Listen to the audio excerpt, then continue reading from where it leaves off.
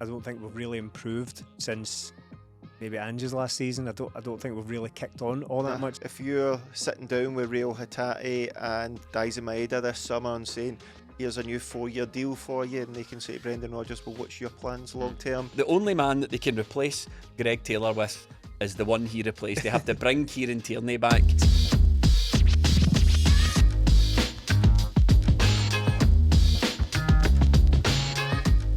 Title parties, trophies, James Forrest keeps the streak alive, and of course the small matter of the Scottish Cup final at the end of the week and a potential treble. That's this week on 20 Minute Tims. I'm your host Jamie, and I'm joined by two champions of podcasting, Melly. Yes. And Stephen. How's it going? That was a rare day out at Celtic Park this weekend. The sun was scorching, everyone got to do their stuff, the streak was kept alive, and Celtic did what they do best, Melly.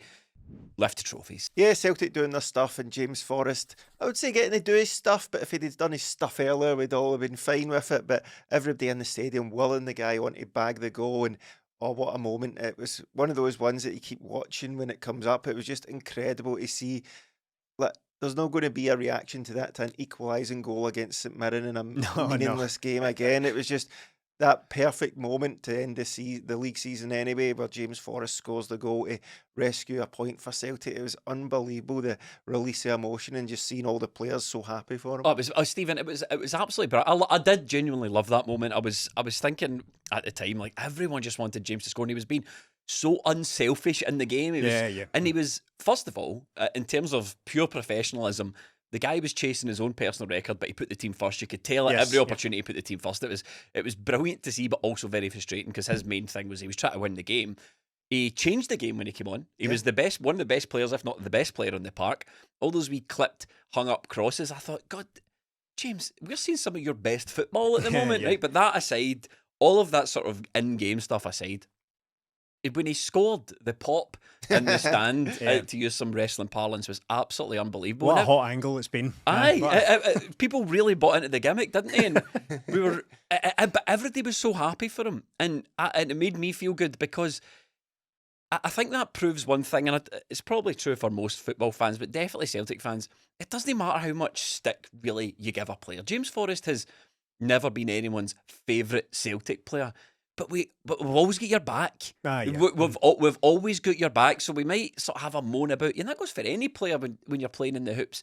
But okay, so you weren't everyone's favourite player, and we've not seen you for a long time, and you've been a bit part player. But see, when you're chasing that one goal and you get it, you've got 60,000 people in that stadium who were all like, "We've always had your back, mate."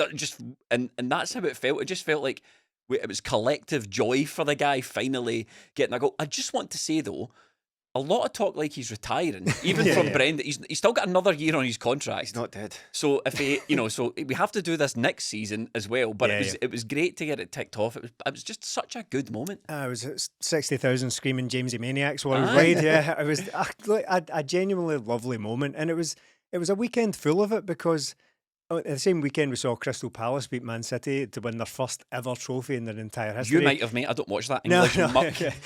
We saw Jamie Vardy getting his 200th goal in his final appearance for Leicester.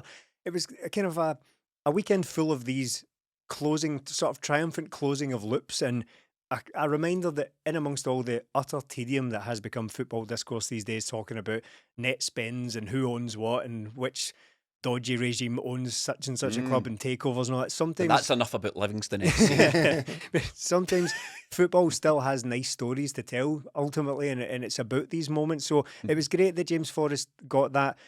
Ultimately, he has scored a goal, and if he had scored it against St Johnstone 6 months ago, it would have been a nice moment. But the drama of it being almost the last kick of the ball, his last opportunity to do so in the league season, because he almost certainly wouldn't have started the cup final anyway, and the drama would have been massive again as well had he not done that, because it's the one final opportunity to do that. But the drama of it was fairy tale stuff. I know that's such a trite cliche, but it truly was. The place went absolutely insane. I've never seen anyone celebrate a goal, as Melly says, a meaningless. The last kick of the ball on the season is of the league season. We don't need to keep caveat, but the last kick of the ball of the season is ridiculous. And him having scored that goal at that moment, it's an amazingly dramatic moment in the last kick of the ball. But the scoring of that goal does not signify James Forrest has got this amazing goal scoring record, because you look at the last maybe 2.5 years, he's only scored maybe 6 or 7 or 8 goals or something. So Was it not? I heard on the post match podcast on Patreon that you were saying, was it almost a year to the day it was from just over from his last goal for it? Yeah, it was May the 15th, the previous year, that he scored his last goal. So it's not about that. It's the other part of the statistic or the record that I find the most sort of noteworthy. The fact he has done this for 16 seasons is absolutely mind-blowing stuff, right?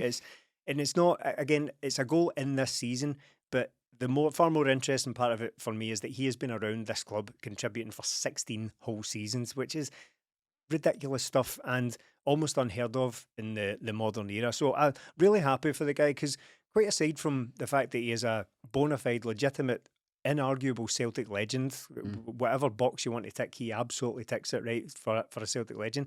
Just a good guy as well. He's a very unassuming, easy guy to like, and he's never really been one for, even when he was being interviewed after the game, I thought it made sense that they brought Brendan Rodgers in on it. Because he is rubbish. Yeah, yeah. It was more about Brendan Rodgers talking about James Forrest rather than James Forrest talking about himself, which I thought made sense. But it's it's a really good story, a really good culmination of what James Forrest means to the club. And on the end of another title, yeah, we're going to have to do it all over again, brother, next year.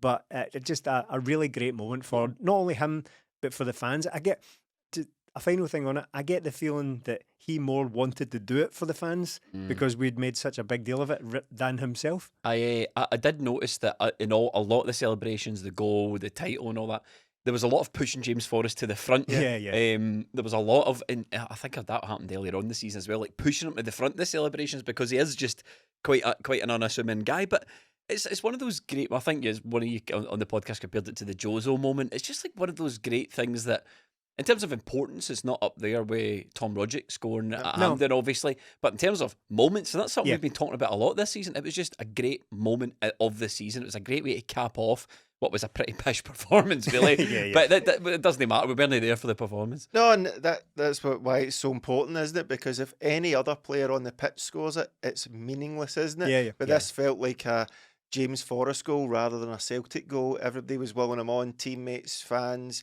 coaching staff, everybody was willing this one guy to score, and for it to fall to him in the last couple of seconds for him to do it was brilliant. And I did notice in the celebrations there's a few St Mirren fans that stayed about and were applauding James Forrest when he came on with the trophy and listened to what we're saying. Like, people appreciate the guy for what he is. He's been a good player for Scotland at times as well, and to see a guy like that, don't get that a lot of the time anymore, do you? Players that will stay at one club for that long and have the sort of impact that he does. Like you said, Jamie, he came on and he's direct and he's given Celtic something they didn't have in that game when he was off the pitch. So I mean, he's playing some of his best. I think James Forrest, these 2 spells where he's came back late in the season, is some of the best football I've seen from James Forrest. yeah, the impact he has on it, the way he can give him the ball, and I suppose you can contrast it with Yang and the fact that Yang, you'll give him the ball and hope something will happen, but you don't know. There's a fair good chance you'll lose the ball. With James Forrest, I don't really get that. There's going to be a decent ball clipped in, or he knows when to stop, go back, play the ball inside and go again. So good from him on Saturday, and just delighted for him more than anything else. The one guy you want it to fall to, it does, and he's still got to put it away, and he done that. It was numerous of those wee textbook James Forrest hung up crosses, the wee clip crosses in at the box. I think overall it was a great performance from James, and I think everyone was just absolutely delighted for the guy to get that record. See, on James Forrest himself, handled or in the hands of another player, say down south or in Italy or Spain, it's completely different, isn't it? Imagine Zlatan or Cristiano Ronaldo had to score one more goal in a season. Imagine how unbearable that would have got, going in tantrums and huffs and throwing his arms about if he's not receiving every single pass on the pitch. It was never about that with James Forrest. So it was a really likeable, humble guy getting what he deserves from the season. So a great story. And that takes his tally of goals for this season up to 1. So elsewhere on the pitch, everyone was just getting to do their stuff. It's the end of the season, so you need to bear with us a wee bit, but I still think it needs mentioning. The ref was absolutely honking. I thought St Mirren came up with they were coming to party poop, weren't they? They didn't want any football to take place, really, and they did a fairly decent job of it. A win for them could have took them into Europe. So Oh, is that what they were yeah. chasing? So maybe it was the same for the ref. Maybe if he stopped Celtic winning that game, he was onto some sort of bonus. World Cup. He was absolutely honking. He was in the way constantly, and we're not making a big deal about it. We're champions at the end of the day, but it was one of the most baffling decisions of the season, Melly, making Celtic retake that corner. Yeah. So Celtic, if you don't know or if you missed it, Celtic did a very clever sort of wee cute corner where was it Greg Taylor. Yeah. Taylor went over, took the corner really short, like just out of the little semicircle. Just rolls his studs over it a wee Yeah. bit so it comes out, yeah. One of the St Mirren's players is screaming, "He's taking the corner!" And Arnie Engels goes over to collect it, and the ref goes, "No, I'm not having that," and makes Celtic retake. Aye, but he didn't do it straight away, No, did he? He no. waited and waited, and then Engels he was went, already "Oh, no." driving at Yeah. the box, yeah. Yeah, it's a totally bizarre decision, and I can only think that he just stopped it because he didn't think that St Mirren were ready for the corner, whatever. But what's the justification for the retake? Because what's the decision that's been taken? Because if you've stopped that because you think Arne Engels doesn't know how a corner works and he's gone over to take it and he's just decided to dribble at the box, then surely it's some sort of like free kick in the other direction. It's not. You don't get a retake if you've completely fluffed the corner. So again, it was a referee caught completely unawares. He didn't understand what was going on, so just blew his whistle because he presumably wasn't ready. But apart from that, an absolutely sensational weekend for Scottish officiating. Oh, Nothing else to mention. Bomber Brown is furious. I'm saying it. Did you hear the clip? Bomber Brown on Rangers TV, Stephen, he was going, "That's corrupt, that's corrupt." And Tom commentator, Bomber, wait, I don't think we can say, "I've said it." So what are they going to do, batter me? Tom Boyd will be asking for the Celtic TV tapes to be destroyed. He's been doing that for years, man. Every single decision against Celtic was corruption. What did you make of the title celebrations overall, Melly? I enjoyed myself, but the post-match stuff was the same old, wasn't it? Yeah, a bit routine. It's as if they've got the DJ booth set up from last year and they just press play on that and then go through these songs. The kind of problem I have with it is That they didn't play Simply the Best? yes, Yes. that is the It's main happened, man. problem because look, it was there. The fans have been willing it to happen. You will get some people saying, "I don't want that played there," but it's a song Rangers play. It's not a Rangers song. And to take that away after we've taken the titles, after we've taken the world's most successful club, just another thing to take away. And you're kind of willing it like, oh, next song it's going to be it. But the kind of problem I have with it is over the seasons, there is songs that remind you of that season. And the kind of one of the recent ones was Ange Postecoglou's first season. Wim Jansen passed away and we had Roll With It come back because That's that right, was the song yeah. around Wim's time, and that get played at the end of Ange's one, and it was like, I oh, thought you were going to say Man Down Under. Remember that? Absolute travesty. oh, that was a shocker. That came back and you're like, oh, do you know what? That reminds me of that season, but also reminds me of that season. And we've got other songs along the way where they've come in, but they just seem to keep these songs now and they don't have any lasting effect on that season. Like, you can't pinpoint songs to a season because they're just played every season now. And Simply the Stop Best, saying the word season. Yeah, for sure. Simply the Best was Talk about the one. repetitive.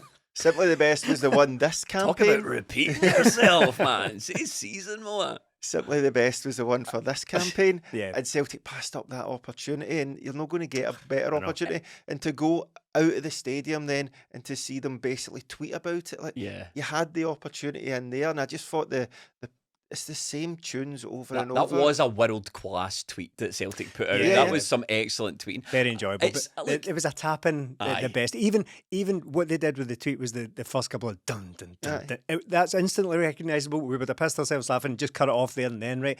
But I tweeted out saying, look, the tweeting was brilliant, but it was very poor not to play at least a couple of notes of that because everybody seemed to be kind of baying for it, and it would have been such a patter tap in. They were because singing it outside the stadium. yeah, after. that's right. We all heard that. They were singing it outside the stadium, and what would have been even better is that information would have reached them immediately, Yes. and they would have been furious about it. So again, it was a bit of a missed opportunity. But when I said that, there was a couple of replies saying, "Oh, I don't want that shite anywhere near our stadium." I'm like, I'm not asking for the sash. It's no God Save the King I'm asking for. It's just an 80s pop classic. It's By God, that's Tina Turner's music. acting as if Tina Turner was this massive Rangers fan. I've got terrible news about Daft Punk and Depeche Mode and all that. They're no Celtic fans either. But it was. It's not a massive problem. But I think it was a bit of a patter tapping that we've blazed over the bar, unfortunately. For me, Trophy Day is easily the best day in the football calendar. You can have your arguments, first day of the season, or I don't know, first Glasgow derby, but for me, it's always Trophy Day because it feels like such an occasion, and it does feel like a moment that you're sharing with the players more than you're sharing it with your fellow fans as well. But it does feel like a moment you're sharing with the players because you get to see them. Like you get to see them genuinely enjoy Trophy Day. You see them all taking part in it. You see the wee interactions between them and the laughs. And there's players that you don't see so much, and you think it's coming back to the thing about always having the players' backs, like players that you've slaughtered throughout the season that might not necessarily they don't not deserve it, but they've contributed. Like you see guys like Anthony Ralston going up and getting his hands on the trophy, like fucking good on you, mate. You see Nicholas Kuhn going up getting the trophy. You're like, you seen Rio Hatate. I'm just kidding on, man.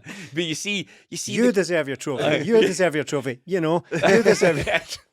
You see the guys coming. You think they've all contributed to this, and we watched a bit of the Celtic podcast, the Celtic official podcast. It's a bit like If You Like Us, but rubbish. You should check it out. But they had Casper, and he was talking about all the hard work that goes into the season to make what it takes to have that moment at the end of the season. And you think to yourself, God, all these guys just... okay, the league's not been a classic. We can admit that. It's not been a classic league. The competition hasn't been there. It's no Celtic's fault, though. It's no Celtic's fault. For 97% of the season, Celtic haven't let their professionalism or their standards drop. And I say 97% because there was a dip, and Brendan Rodgers himself put it down to being so far ahead in the league. That's one of the things he kept saying. So I think I'm on safe ground saying that. But Celtic, every day, the sacrifices these guys make in their lives as well, giving things up that we get to do all the time, and I know they get handsomely rewarded for it. But the point I'm making is, that day is special because it's months of effort, and you get to see it, and you get to see the players enjoy the fruit of those rewards. Like Ralston, Greg Taylor is another one, AJ, Sinisal, all these guys I'm watching pick up the trophy. They absolutely seem to love being part of that. Yeah, like Casper said, isn't it? Like, it's not normal lifting trophies every day. So while we see it 13 times out of 14 recently, and it's a period of time that we'll probably talk about for a dying day, won't we? That Celtic were dominant when I was the age we are. I'm not saying that. But when you between the ages of 25 and 45, Celtic were dominant. Is that what you're saying? And we kind of see long may it continue. We kind of see that. Like James Forrest is an outlier because he's been here for this sort of period of dominance, but you see the players coming in and going out, and guys who have only been here for a season or two, or guys like Kasper Schmeichel who've only been here since the start of the season, Arne Engels, guys like that, and you go, we forget that there is a cycle of teams and players come and go, but they all get this day, and when they look back on their favourite memories of winning football games or their favourite time in their career, it's probably going to be that day, because Casper was talking about friends and family a lot in that interview as well, and most of the players, because they know they're getting the trophy on that day, will have the people they care about with them as well. They'll have kids and all that with them, and it's their day as well as the fans' day, because they're the ones that put the effort in. That's why it's such a fun day, isn't it? When you know you're getting the trophy, and Celtic have won it weeks ago, as you're going along. Doesn't matter what the result is ultimately, but at the end of the day, everybody gets to have a good time. You get to see your team lift the trophy, and the players get that reward for hard work. And look, as well, the fans get the reward as well, paying a lot of money, following the team over the season. It's a hobby, it's a passion, everybody loves it, but it can be challenging at times sometimes going to the games, but people turn up week in, week out, and the players get the rewards and the trophy, and so do the fans, and that's why it's so brilliant, because at the start of the season, that's what you play for. You play to be the best team in the league, and Celtic more often than not go and do it. So we've won 13 of the last 14 in our life. I couldn't even top of my head. The point I'm making is the amount of those days that we've experienced as fans, all these years that we've missed, is still maybe only 20 of those trophy days. You've had them. They're just like special wee individual days every so often that you're lucky enough to get if the boys put in the hard work. And talking about the players, there's probably a few players that we're not going to see again in the hoops. I think one that's worth mentioning is Greg Taylor. He put up on Instagram, lived it, loved it. It was, the contract thing has been bouncing about for a wee while. It looked as if it wasn't going to happen. There was rumours that it was going to happen. I think it's pretty clear cut now, Stephen. It's not going to happen. Bain probably away as well. Schlupp, Yeah. if you cared, he's away. He's certainly contributed a little bit. That seems like a good decision. I mentioned Crystal Palace winning their first ever trophy, the Yeah. biggest moment in his club's history, and he was up the road being second fiddle to Greg Taylor. I mean, he'll still get a medal at the end of the day, but I was wondering, like, do you think I wonder if he played in the FA Cup. He played like 15 minutes in one of the earlier rounds, so he doesn't even get that either. Nothing. This is Greg Taylor. I don't know if you caught that on camera. Pretty quick. Not a TKO. Celtic career unblemished. Yes. The only man. Taylor knockout. The Taylor knockout. The only man that they can replace Greg Taylor with is the one he replaced. They have to bring Kieran Tierney back. Is he retiring with a 10-0 record, Greg He Taylor? pretty much is. 10 left backs seen Aye. off, probably. Aye. I mean, it is absolutely unbelievable. And we don't need to go. For a relatively minor figure in Celtic's history, as much as he has contributed a lot in the time he's been here, we've spent a lot of time talking about Greg Taylor on the podcast, and I think by now everyone's bored of me having Greg Taylor's back. But I think it's worth mentioning that, you know, the guy wasn't everybody's favourite player. Certainly not. I don't know if he was anyone's favourite player, but I don't think there's any doubt in his work rate and his commitment and how much he came from the wee Kilmarnock guy to being a fully fledged Celtic player and fully deserved of all the success he's had at Celtic. So it was quite nice to see him lift that trophy. Yeah, the streets will always remember the inverted fullback role when he came in under Ange. Playing a wee bit of midfield before he went. So he did. Oh, that was a shocker of a decision, man. How can you have a guy having a howler at left back and then move him into midfield and think things will get better? Jeffrey came on and put him in midfield. That was a sort of the only wee thing there. Was Celtic could have done with wee McArdle on the bench to come on, but I suppose the guys who have got us there deserve it. But Greg Taylor, we send off for him. Would have liked a wee bit of confirmation so they could give him that send off. But for a guy that's come in and he's been Celtic's best left back for the last 5 years, no questions about it. We've tried multiple players, they haven't worked out. It's always been we need to find a replacement for Greg Taylor or upgrade on Greg Taylor, and we just haven't been able to do it at all. He's been decent, but over the last few games, I was always of the opinion that if he can stay, I would like it, but just the last few games, it's just not looked like Greg Taylor. And I think it's just, do you know what? Maybe it is just the right time to part ways from him. I think what Greg Taylor brings, we don't see a lot of that. Everybody talks about how good he is in the dressing room, and he's probably in one of the 3 senior players inside the dressing room alongside McGregor and Forrest. So we might not see a lot of the stuff he does, but being a good player, £2 million from Kilmarnock, you can't really argue with that. Racked up appearances, racked up trophies, and hopefully goes with everybody's best wishes. I'm very curious to see what sort of level he ends up at, because I was thinking about that. I mean, he will obviously have options. He's a free transfer. That makes things quite encouraging for him in the summer. I don't think he's going to be without a club. So I'm interested to see. I'm certainly will follow however he gets on at his next club. It will be a hard Instagram unfollow. I need still doing it, but I have to.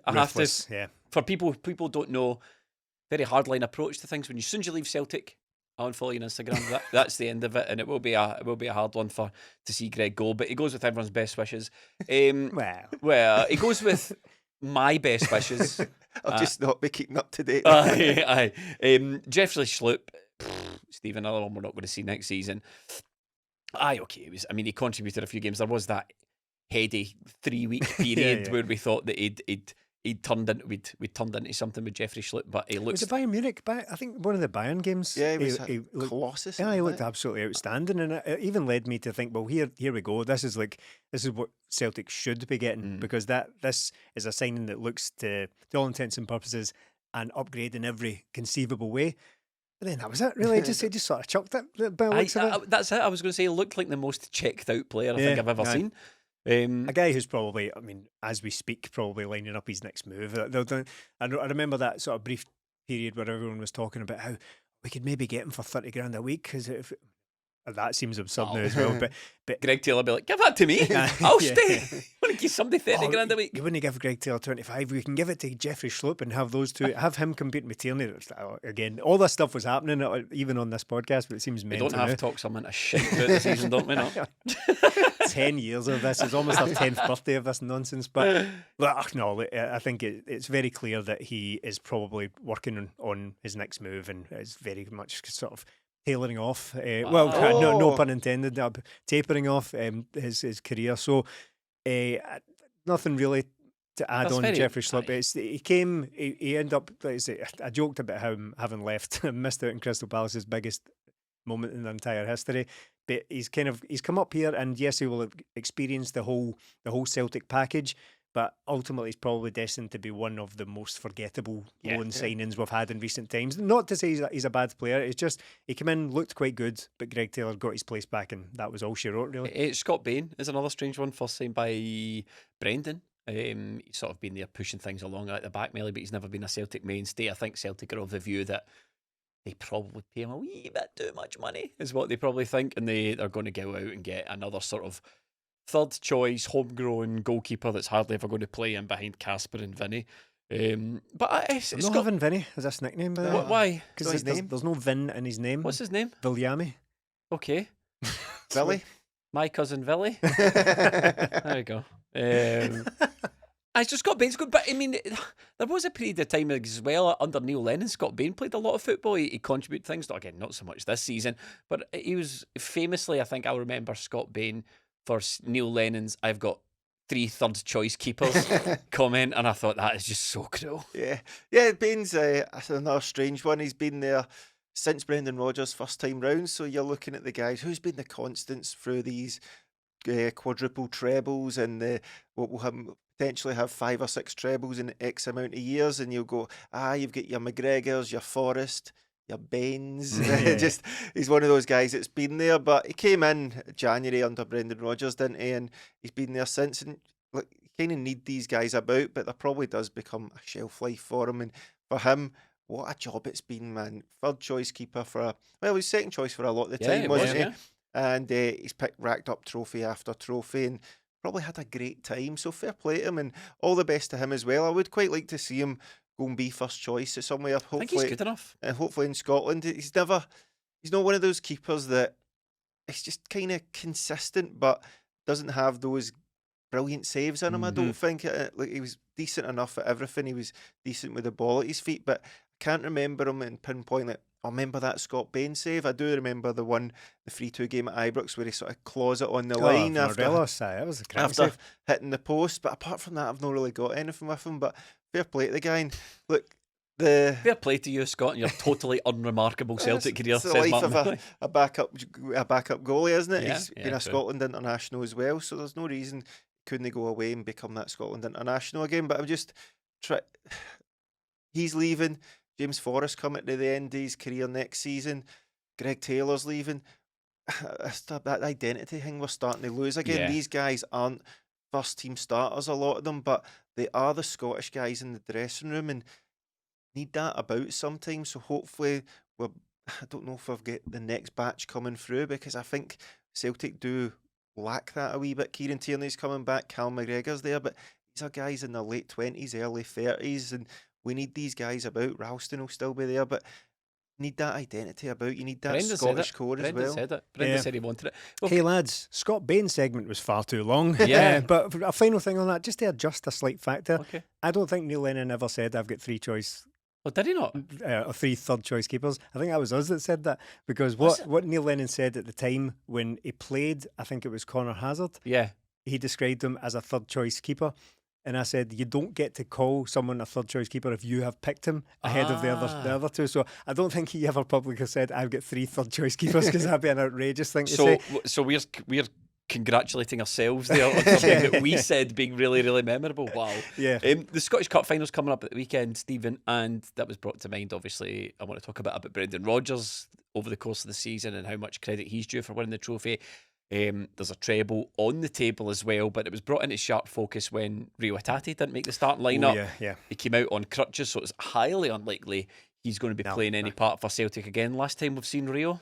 Oh, it could be. I know there's been a lot of talk of that recently, especially when it comes to Brendan Rodgers talking about refreshing the squad and sort of not quite saying it, but almost acknowledging the fact that every core of a team has a sort of shelf life, and I suppose this team is kind of reaching it probably. Not like everyone's getting past it, but once a kind of core group has been together for 3 or 4 years, which we're kind of getting to that Yeah. point. It's quite a long time now, and we Even kind of longer with Rio and true, yeah. Vickers. So we do kind of need that freshness in there, and you're looking around trying to identify players who seem like they might be ready for that next move. And Rio's name, it's not like anything he's said or anything he's done, but it's the name that comes up time and again because you think, well, he's getting to that age maybe. I think Contract situation yeah, as well. yeah, He's of in that course. sweet spot that's not very sweet for Celtic, and he's Yeah. got 2 years left in his deal. So it's at that point that Celtic really need to consider selling someone because you don't want a proper, like, not only just like a sellable asset, but a key player. You don't want to get him into the last year of the contract because that's just not very good business, because I know everyone loves that sort of side of things. But Rio Hatate has been one of the names that's come up. So it would be very unfortunate if this is how he goes out. Due to that this completely needless incident against Aberdeen where the guy just sort of Aye, that was booted the ball ridiculous. through his leg. I mean, it's a bizarre incident, really. I know Brendan Rodgers was absolutely fuming about it, but it's one of those ones where, he played the ball, just doesn't tell the story of what actually happened at all. Just completely needless. There's still no mention of that Daizen contract either. No. Remember, No, Brendan made no. that comment a couple of weeks ago about how I want to speak to Dermot, give him all the money, he's definitely worth it. I know Daizen was asked about his contract situation, I think at the Celtic or the Player of the Year Awards, the Scottish Football Player of the Year Awards, and he said, do you know what he said? It'll send a shiver down your spine. He said, you never know what's going to happen next. Oh, dear. Football is a world where you never know what's going to happen next. We know all too well. I know, I've still got a game to play, but I have to not just think about football, I have to think about what's best for me and my family. So there could be a bit of reshuffling. There could be a few, I suppose what I'm saying is, there could be a few people who were on that pitch celebrating their last Celtic trophy win that we're just not really aware of. One man who 150% promises us that it's not his last go around was Brendan Rodgers. He said he's going to speak to Dermot in the summer as well. Are you, Stephen, curious about the last couple of utterances from Brendan Rodgers talking about player contracts, talking about his own contract? He's not really mentioned Michael Nicholson, has he? He's not mentioned the CEO. He's went straight to the top of the stairs and said, I'm going to ask. I'm going to go above your head. Is there anything to read into that? Go straight to Drip Daddy Desmond. Possibly. I know that traditionally, historically, Brendan Rodgers and Peter Lawwell have a bit of history there, a bit of needle, and maybe not necessarily get on all that well. But I do find it quite curious, not like alarming, but quite curious that he never really mentions him by name, and it's all about Dermot Desmond, who, quite honestly, has far too much power. Or Michael Nixon. Yeah, it's Dermot, but to go straight to Dermot Desmond, who is a guy who has far too much power at the club for having a 34% stake in it. It just seems that everything goes through him. It seems quite bizarre to have this simultaneously very hands-off guy, but he's the one who's get the final say and everything. It all seems a bit like The bit, Godfather, isn't it? They sort of fly out to his villa, and then everything gets arranged, and they fly back, they put it into action. All seems a little bit odd. So I don't know why Michael Nicholson is never really at the forefront of these things when it comes to Brendan Rodgers' sort of public utterances, as you put it. But I just hope that we're not heading to that crushingly inevitable section of Brendan Rodgers' tenure at Celtic where everything just starts falling apart. There's nothing to suggest third that. season? Yeah, there's nothing to suggest that. What I mean is that I just hope we're not getting to that bit where he's in the last year of his contract and everyone's a bit kind of like, well, what can we get away with? See They the need to number sort 1 that. target. Have you considered number 9 target on this list on loan? So, I will die on this hill. They need to sort that. There is no way Brendan Rodgers goes through next season, Melly, with running his contract down. It makes no sense. It has never worked at any football club. Just blow the dust off of the old 1-year rolling contract, and then everyone will shut up about it forever, because you might have stopped the questions being asked now. You might have stopped the questions being asked about his future now. But the minute summer comes and the minute Celtic's transfer stuff, and there's loads to do on that. You know, we're all talking about how do we reshape the midfield? We need a mini Rodri, right? So that's what Celtic are going to go out and try and find, the budget Rodri. Well, if we start to not get targets and it starts to get towards the end of everyone's attention is going to focus on what happened last time. Is this because Brendan's not signed that new deal? So the transfer thing, we know, is a bit of a mess with Celtic. It's always been a bit of a mess. We'll see how that transpires in the summer after multiple promises that it's going to be fixed. But the Brendan contract situation, there's no doubt that absolutely needs tied up. It's not going to fly for a split second that he's going to bumble through next year and let a contract go down. Especially with the press in this country. And look, And the fans. they wouldn't be doing their job if they didn't ask the questions as well. If you're sitting down with Real Hatate and Daizen Maeda this summer and saying, here's a new 4-year deal for you, and they can say to Brendan Rodgers, well, what's your plans long term? So we need something sorted anyway. And it's just one of those things that it doesn't work out, does it? If somebody's got that hanging over their head, it's always, I absolutely hate it, but it seems to be the way Celtic work. Well, he might be leaving, so we're not going to give him any money. Players you buy rarely just see out one manager. Yeah. They usually go into 2-3. We don't know the structure at Celtic. There hasn't been any announcement on who's replacing Mark Lawwell, who's replacing the chief scout we lost last year as well. So we don't know what's going on behind the scenes there. And Celtic need to get this in order. I'm seeing right now a lot of teams, whether it be Liverpool, Real Madrid, making signings pretty much already, and yet absolutely not a peep out of Celtic. I know we've got another game, but these clubs seem to be going out and pursuing their main targets. And Frimpong, there's Kerkez from Bournemouth getting linked with Liverpool, there's the Bournemouth centre-half going to Real Madrid. Yeah. There's plenty going on, so it should be able to filter down to Celtic, and it just seems like we've kind of seen this movie before with Celtic going into a transfer window. They'll have a Champions League qualifier as the manager's going to go. It has that perfect storm for going to be a bit of chaos for Celtic, and that's what we want to avoid, because we're going okay We're in now. a good space. Yeah, Aye, we should be. There's plenty in the bank. Celtic should have all this in place to go on, but you do wonder long term what happens after Brendan Rodgers, because I don't see the next Brendan Rodgers, and we cannot go to a situation. Wouldn't be obviously against it too much. Well, I would, but I wouldn't be surprised. It's quick turnaround, yeah. I wouldn't be surprised after Brendan Rodgers if Celtic went to Hirange, what you up to? And then we're going to have Neil Lennon 2 spells, Brendan Rodgers 2 spells, Ange Postecoglou. 6 of our last 7 managers have been Ange Postecoglou, Brendan Rodgers, and Neil Lennon. Right? If that was to work out, I don't buy it. Not for us. no chance. How do you think he's done this season, Brendan? Oh, Still a game to play, obviously, but the league. Well, I mean, if it's a treble, which we can't bank on just now, I think he's done excellently well, really, given the circumstances, given the challenges with keeping a team at their very best for most of the season. You've already acknowledged it. It hasn't been the full season. It'd be disingenuous of us to suggest that, because Brendan Rodgers himself admitted that the spark sort of went for a few weeks there. But where possible, where is humanly possible, Brendan Rodgers has kept the team at something approaching their best, and that's with huge challenges in there. That's with the Champions League, a completely different format, more Champions League, more games, no winter break. So I think, look, Brendan Rodgers, looking at it cynically, should be winning more leagues than not, be the overwhelming favourite for every competition that Celtic enter domestically. But that's not to say it's easy, and it is about maintaining that level for as much of the season, not the entire season. I think that's asking too much, but for as much of it as possible. And I think he's done that this year. So there's one more to go. I'm not too sure. Well, look, Celtic have been good for most of this season. They've scored more goals and they've let in less goals, I'm sure, than last season. But I had a look at the league tables earlier, and Celtic only lost 3 games last year. They lost 4 this year. We finished on the exact same points. We went out and spent a lot of money in the summer. A lot of money, probably the most Celtic I've ever spent. And I'm not really sure team's much better. Yes, we're going to end up hopefully with an extra trophy this time, but the games against Rangers have flattered to deceive a lot of the time. And yes, we should be winning the league. Rangers were appalling this season. We finished 17 points ahead. We can't really do anything about what Rangers do, but I'm just not really sure this is... Well, we can we can fail to. Because we beat them last season. We didn't lose to them last season. But I'm just...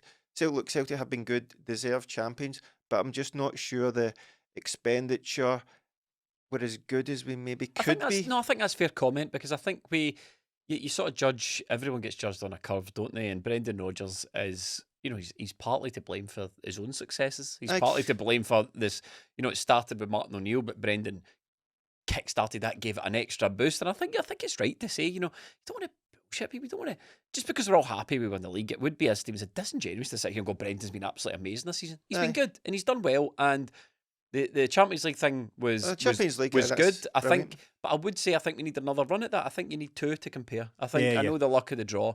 Especially with the change in the format. I think there are very much a before times and after times with this change of format, so we don't really know where we properly sit. Exactly. And we did very well against Bayern Munich, that's for certain. But again, there's a mark against them for the Rangers games. There's a mark against them particularly for that Barry Ferguson one at Celtic Park. That was a ridiculous game to lose, in my opinion. The St Johnstone game as well, and it's because I'm thinking back to last season and we were thinking, look, Celtic are in a mess here, really, really poor.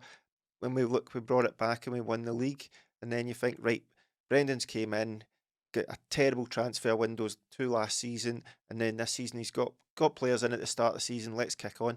Champions League has been brilliant, but to sort of end on the same points and to lose more games this season, not really sure there's that much progress despite his scoring. Well, I think that's it. I think you're right, and I think there's you'd probably give Brendan like a B+ for this season or whatever. Yeah. I think that's fair enough. But I think sorry to jump in there. I thought you were going to end the point here. On I was about to say, I think what you're about to say, so I'll let you say it. Oh well, thank you. I think I think recruitment has been a big problem recently. I think obviously we spent a lot of money, as Melly's pointed out, but that January again, in the fullness of time, has basically shown itself to be absolutely nothing. Again, like we've lost Kyogo. Brendan Rodgers wasn't happy about it, despite the protestations of people saying, like, oh, forget it, we're going to win the league anyway. Brendan Rodgers wasn't happy about that. But really, effectively, all he did was get rid of Kyogo and bring in Jota. Jota's been injured. He's played maybe about a dozen games and he got injured. The other one was Jeffrey Schlupp, who's barely played after a certain point. So it's Brendan Rodgers also complained about the squad now being thin because several others went. Palmer left. Again, he's not a first choice player, but the squad's just gradually been chipped away at. He'll be back, Stephen, don't you? Oh, no, so Quan. Tillio scored the other day, didn't he, as well? We've got him to look forward to coming back. Man out to LA, what's his name? Home. Things are looking up All now. the stars are here. Lagerbielke. Lagerbielke. A real who's that of the Celtic recent All the stanza. stars are here. So the Quan. Quan, the 24-year-old young man getting better every game. All not the playing for stars Hibs. are here. Anyone else we've forgotten? There'll be another somewhere. Well, Steve was talking, I'll look up the list. Lagerbielke? We said him, Olawayemi. He could be the All third choice keeper. the stars are here. So where am I even going with this? So I think Brendan Rodgers had his hands tied with the strength of the squad after a certain point. I think it is true. I think you are right to point out the fact that I don't think, like, player for player, I don't think we've really improved since maybe Ange's last season. I don't think we've really kicked on all that much as that team. I think you can obviously say that. Be an argument Ange's first season. I think you're Adam Montgomery. Yeah. Right. Okay. Carry on. So I think there's definitely a case to be made that we're basically still playing with Ange's team plus one or two others. So I think that's got to get better. But my main point was one of Brendan Rodgers managing to maintain standards in a challenging Stephen season. Welsh. All the stars are on do that again. So I still think it's valid to say that Brendan Rodgers has done a good job of maintaining a standard in a challenging season, but I do completely take on board the fact that we haven't really kicked on the overall quality of the team in probably quite a while now. The quality of the league's been poor as well. I mean, we'll go on and we'll win a treble here, you would expect, because Aberdeen have been pretty terrible as of late. Although they did give us a couple of good games earlier on the season, but they've completely fallen off. I think the problem with Brendan is he's inevitably, in a way that maybe the players aren't, Brendan's going to be inevitably judged on what the rest of the league looks like. And the fact is, as we discussed before, the rest of the league looks pretty crap, and which makes it sting all the more, the fact that he's not got these victories over Rangers, the absolute dominance over them. He is in a tough spot with it, and I think a lot of it's out with his control. Stuff like the recruitment isn't completely controlled by Brendan Rodgers. I'm sure if he had his own way, Stephen, he probably would have got the striker he wanted in January. He probably would have got some quality in, which would have meant things would have looked a lot different for us. The Kyogo thing is going to stick in my craw a wee bit, because people told us in the comments and everywhere else, and not just us, but people are of the opinion, well, you don't need Kyogo. Striker wouldn't have changed things. 100% would have. There was several games after Kyogo left where I thought, had we had Kyogo or an equivalent striker, we would have definitely seen a different result in those games. So a lot of it is out of Brendan's control.